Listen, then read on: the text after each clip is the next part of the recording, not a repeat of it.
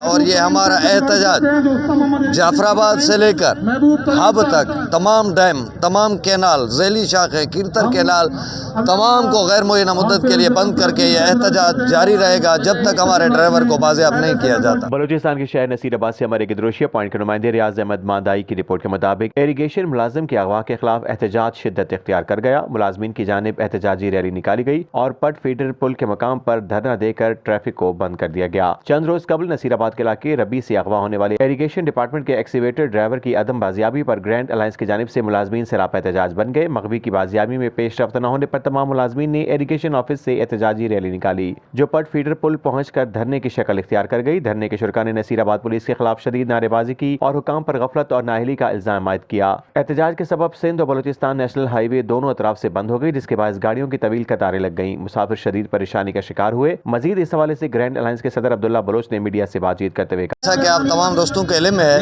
گزشتہ دنوں press conference کے ذریعے ہم نے انتظامیہ محکمہ پولیس نصیر آباد کو آگاہ کیا تھا۔ 5 دن کی ڈیڈ لائن دی تھی، لیکن 5 دن کو 10 دن تک بڑھایا گیا۔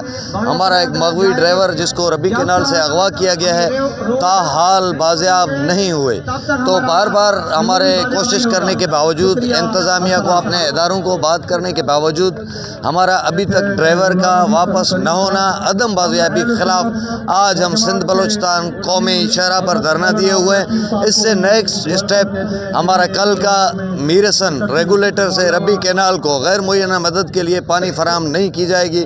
اس سے اگلے روز ہمارا گڈو بیراج سے نکلنے والا پٹ فیڈر کینال جو ہمارے گرین بیلٹ کو سیراب کرتا ہے، 0 پوائنٹ سے پٹ فیڈر کینال کو بھی غیر معینہ مدت کے لیے بند کیا جائے گا۔ اور یہ ہمارا احتجاج جعفر آباد سے لے کر ہب تک تمام ڈیم، تمام کینال، ذیلی شاخیں، کیرتر کینال تمام کو غیر معینہ مدت کے لیے بند کر کے یہ احتجاج جاری رہے گا جب تک ہمارے ڈرائیور کو بازیاب نہیں کیا جاتا۔